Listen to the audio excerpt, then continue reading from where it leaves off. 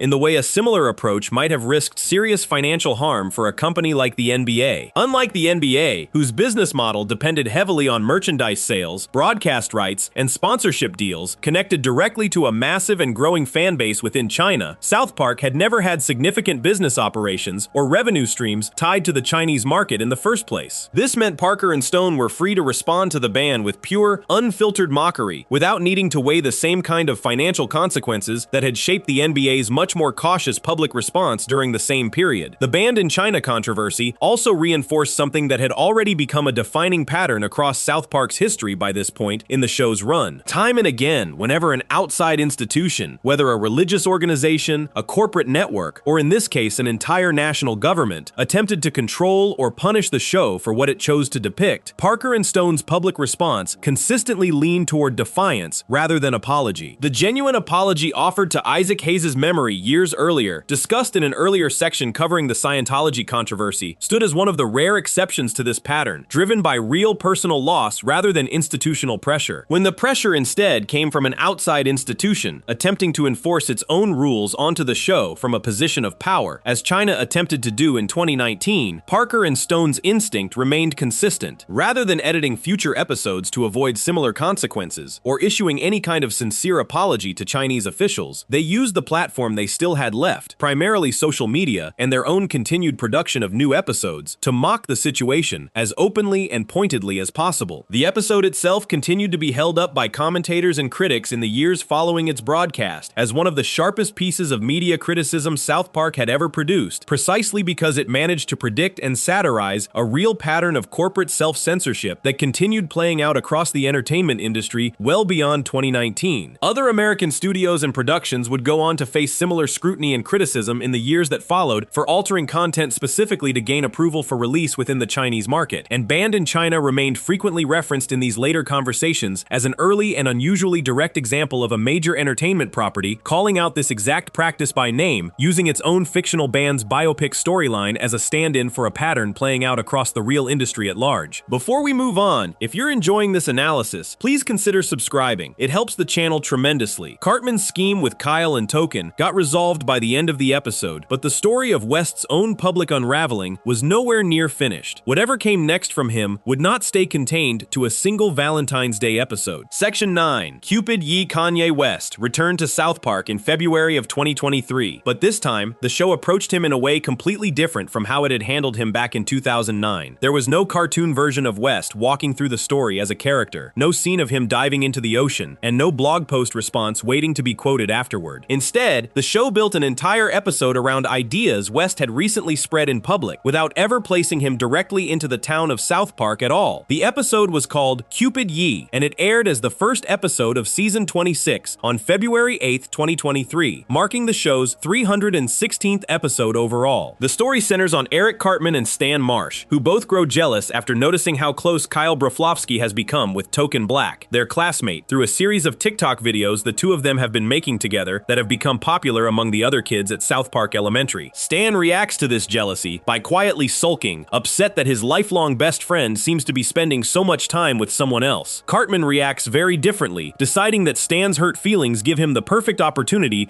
to drive a wedge between Kyle, who is Jewish, and Token, who is black, believing that breaking up their friendship will somehow bring Stan and Kyle closer together again. To carry out this plan, Cartman calls upon a strange, winged character who appears throughout the episode as a kind of twisted Valentine's Day version of a Cupid, calling himself Cupid Ye. This character is designed to resemble a version of Kanye West, right down to matching the exact outfit West wore during a real television interview from months earlier. But the character never claims to actually be West himself, nor does the episode ever refer to him using West's real name. Instead, Cupid Ye exists as an unhinged, delusional figure who shoots arrows filled not with love, but with conspiracy theories rooted in anti-Semitism, whispering these ideas into the ears of unsuspecting kids around town while they sleep or when they are otherwise unaware. Cartman uses Cupid Ye's influence to plant a specific set of ideas into Token's head, repeating claims that Jewish people had somehow taken the racial identity that rightfully belonged to black people, and suggesting that the biblical lost tribes of Judah were actually made up of black Africans rather than the ancestors of modern Jewish people. These specific talking points were not invented by the show's writers out of nowhere. They mirror real statements West had made publicly in the months leading up to the episode's airing, including a post on social media where West argued that he could not be considered anti-Semitic because, according to his own reasoning, black people were actually the true Jewish people, and that Jewish people in general had worked to silence anyone who challenged this idea. These comments from West had already drawn widespread condemnation in real news coverage before the episode aired, connecting his statements to a set of beliefs associated with a movement known as Black Hebrew Israelites, whose ideas had also been publicly echoed at different points by other celebrities besides West. As Cartman's scheme continues throughout the episode, Cupid Ye's influence spreads beyond just Token, and soon much of the school begins repeating a related claim, insisting that Kyle secretly runs Hollywood, an idea that plays directly on a much older and deeply harmful conspiracy theory, suggesting that Jewish people secretly control the entertainment industry. Even Cartman, who set the entire scheme into motion in the first place, begins to feel uneasy about how far Cupid Ye's rhetoric has has gone, at one point directly telling the character that ever since he changed his name and became deeply religious, he has become somewhat unhinged. This moment stands out because it shows even Cartman, a character with a long history of expressing prejudice himself throughout the show's run, recognizing that Cupid Ye's specific brand of conspiracy-driven hatred has crossed into territory too extreme even for him to fully endorse without some discomfort. The episode eventually resolves the central conflict between Kyle and Token once the two of them argue directly about the pressure building around their friendship, each accusing the other of buying into the very stereotypes and tensions that Cartman's scheme had been designed to stir up between their communities. Rather than staying divided permanently, the two ultimately acknowledge the long history of cooperation between Black and Jewish communities in fighting for civil rights, and they resolve to stop making TikTok videos together for the time being, choosing to step back from the public spotlight that had made them targets for this kind of manipulation in the first place, rather than allowing the conflict to destroy their friendship entirely. Reaction to the episode after it aired leaned strongly positive, particularly regarding how directly the show chose to confront such a serious real-world issue during what was framed as a lighthearted Valentine's Day-themed episode. Online commentary largely praised the show for tackling West's recent anti-Semitic comments head-on, with many viewers specifically highlighting how accurately the episode captured the pattern of confusion and disbelief that had surrounded West's actual public statements in the months before the episode aired. Some critics noted that the humor throughout the episode felt somewhat less biting than some of the show's sharpest satire from earlier years, with the strongest laughs coming less from the political commentary itself and more from the surrounding material involving Kyle and Token's TikTok videos and the other students' confused reactions to the growing conspiracy theories spreading through the school. What sets this episode apart from the earlier fish sticks controversy covered previously is the completely different approach the show took toward its subject. Back in 2009, Parker and Stone built their episode around an actual animated version of Kanye West appearing as himself, reacting to a joke connected to his ego and inviting a direct, personal response from the real West once the episode aired. This time, the show deliberately avoided placing West into the story as an actual character at all, choosing instead to filter his real-world statements through Cartman and through the separate fictional Cupid Ye figure. This distinction mattered given how much more serious the subject matter had become. Rather than mocking a celebrity's personality quirks in a way that invited a lighthearted public response, the show was directly confronting statements that had already caused real harm and real public concern, and keeping actual identifiable distance between the fictional Cupid Ye character and West himself allowed the show to critique the specific ideas being spread without needing to render a literal caricature of a real public figure making them. Unlike the fish sticks controversy, no widely reported public response from West himself followed this episode's broadcast. West did not address Cupid Ye through a blog post or an interview the way he had responded so openly and so memorably back in 2009. This absence of any direct celebrity reaction marks a clear difference in how this particular controversy played out compared to nearly every other one covered so far in this look at the show's history. There was no lawsuit threat, no network censorship battle, and no widely publicized statement from the person being satirized, only a strong public reaction from viewers and critics responding to how the show chose to handle a difficult and sensitive real-world topic through its own particular brand of satire. The episode also fits into a much longer pattern already well established by this point in South Park's history, involving the show's willingness to directly respond to unfolding real-world events involving public figures almost immediately after those events happen in real life, rather than waiting years to address them from a safer historical distance. West's anti-Semitic comments had only become widely publicized a matter of months before Cupid Ye aired, showing that Parker and Stone remained just as willing in 2023 to tackle fresh, still developing controversies as they had been decades earlier when responding to events like the Michael Richards incident or the original Danish cartoon controversy involving Muhammad. Looking at this episode within the broader arc of the show's history, with West specifically, Cupid Ye represents a clear turning point in tone from where things had started back in 2009. What began as a fairly gentle piece of satire about a musician's inflated ego, one that West himself eventually embraced and referenced repeatedly in his own music for years afterward, evolved by 2023 into something confronting far more serious and far more damaging real-world rhetoric, requiring the show to shift its entire approach in order to properly address just how much had changed about West's public behavior and public statements in the years between these two episodes. Before we move on, if you're enjoying this analysis, please consider subscribing. It helps the channel tremendously. That same willingness to respond quickly and directly to a real-world figure's most recent controversy, regardless of how uncomfortable or politically charged the subject might be, would return again just a few years later, though the next target would not be a musician facing public public criticism over his own words. It would be the President of the United States himself, arriving at a moment when the show's own future business arrangements made the decision to mock him carry unusually high stakes. Section 10. Suing South Park West's unraveling would go on to generate its own headlines for months afterward, but the next major test of South Park's willingness to provoke real power came from a target far bigger than any single musician. In the summer of 2025, the show turned its attention to the President of the United States, and it did so at the exact moment its own financial future depended on staying in the good graces of the very company that broadcasts it. Before this controversy unfolded, Parker and Stone had spent weeks locked in a difficult negotiation over the future of their show. Their production company, Park County, had been working through a long and complicated deal involving Paramount, the media company that owns Comedy Central, during a period when Paramount itself was completing a major merger with a company called Skydance Media. Lawyers representing Park County accused Jeff Shell, a former NBC Universal executive set to become Paramount's president once the merger closed, of interfering with their negotiations while they explored other potential partners, including Netflix and Warner Bros. Discovery. Parker and Stone made their frustration public during this period, writing online that the merger was creating a mess and getting in the way of the show's ability to keep working the way it always had. Then, on July 23, 2025, Paramount announced it had reached a new agreement with Park County reportedly worth $1.5 billion.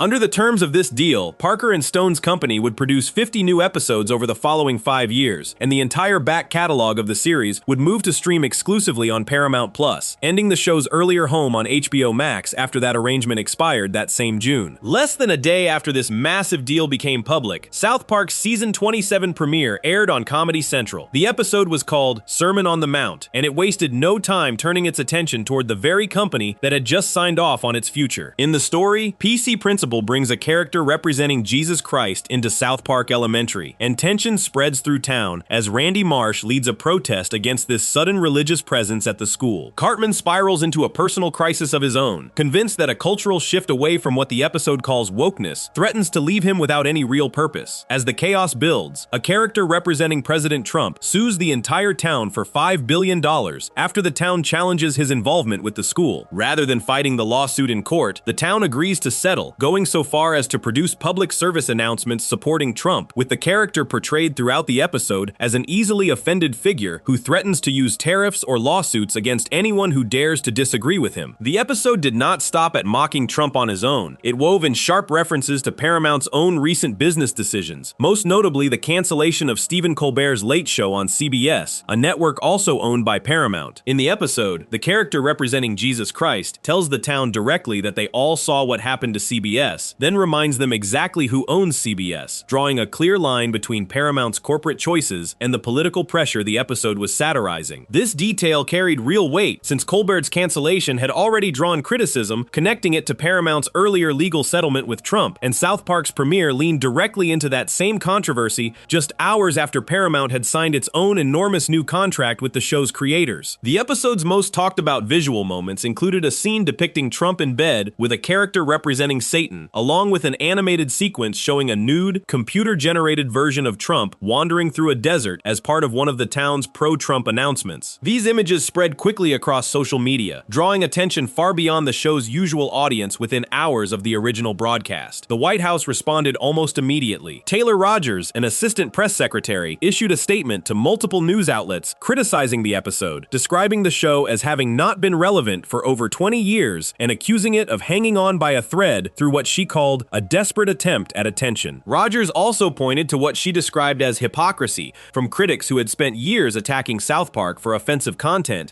but were now praising the same show simply because its target had changed. Parker and Stone did not publicly respond to the White House statement in the days immediately following the premiere, choosing instead to let the episode speak for itself. Just 2 days after the broadcast, the pair appeared together at San Diego Comic-Con, where they discussed the new season with fans, continuing to promote the show rather than retreating from the controversy in any visible way. The financial stakes surrounding this particular episode set it apart from nearly every other controversy already covered. When South Park mocked Scientology, the show risked losing a single cast member. When it mocked China, the show had little financial connection to the Chinese market to begin with, leaving Parker and Stone free to respond without real business consequences. This time, the show had just signed the single largest deal in its entire history, with the exact same company now facing public criticism inside the episode itself, meaning any financial retaliation from Paramount could could have threatened an agreement worth well over $1 billion. Despite this, Parker and Stone chose to air the episode exactly as written, continuing a pattern already visible throughout the show's history of refusing to soften its content simply because the target held real power over the show's own future. Season 27 continued building on this same energy in the episodes that followed the premiere. The second episode of the season, which aired the following week, brought Vice President J.D. Vance into the show for the first time, alongside continued jokes aimed at Trump, while also introducing satire connected to a conservative political commentator delivered through Cartman starting his own podcast after a dispute with a classmate. This continuation showed that the premiere's decision to target the sitting president was not a one-time stunt tied only to the timing of the Paramount deal, but part of a broader direction the show intended to keep pursuing throughout the new season. Looking back across all 10 of these moments, from a fictional cop show swearing on basic cable in 2001 to a real president suing a cartoon town in 2025, one thread runs through every single controversy covered in this look at South Park's history. Whether the opposing side was a watchdog group, a religious organization, a network's own standards department, an extremist group issuing death threats, a foreign government, a musician spiraling into conspiracy theories, or the president of the United States himself, Parker and Stone's response rarely changed. They kept writing the joke they wanted to write, let the consequences land where they landed, and moved on to the next episode the following week, treating controversy not as something to avoid, but as simply part of the job they had signed up for nearly 3 decades earlier. If you enjoyed this video essay, make sure to subscribe. Thanks for watching, and I'll see you in the next one.